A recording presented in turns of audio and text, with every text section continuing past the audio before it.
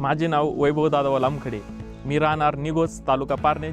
मी खरबूज आणि कलिंगडची शेती दरवर्षीप्रमाणे करत असतो. कोणतीच कंपनी अशी नाही का जी की त्याच्यावर लिहून देते.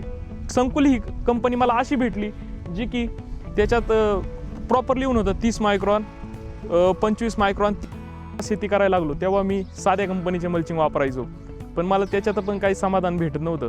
जेव्हा मी पीक झाल्यानंतर ते मल्चिंग वावरातून बाहेर काढायला जायचो तेव्हा ते व्यवस्थित निघत नव्हतं आणि त्यात वावराचा पोत पण खूप खराब व्हायचा आणि ते आपल्या 2-2 पिढ्या जातील तरी ते मल्चिंग कुजत नाही.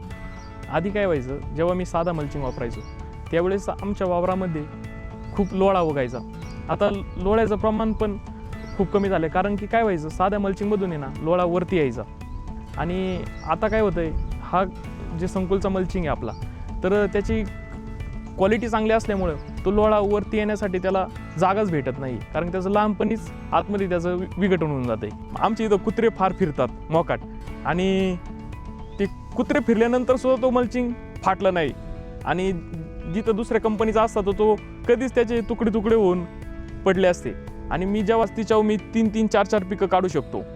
आज त्या मल्चिंगचे असे फायदे आहेत तुम्हाला सांगतो. पीकसुद्धा जोमात येते, म्हणजे जे आपल्या उन्हाचे सूर्यप्रकाश असतात किरणे ते प्रॉपर आपल्या मुळीशी डायरेक्ट कनेक्ट होत नाहीत, जे की आपल्या पिकाला ती वाढीस खूप मदत करतात. आणि असे फायदे खूप आहेत मल्चिंगचे. आपण स्टँडर्ड कंपनीचा मल्चिंग वापरलाच पाहिजे.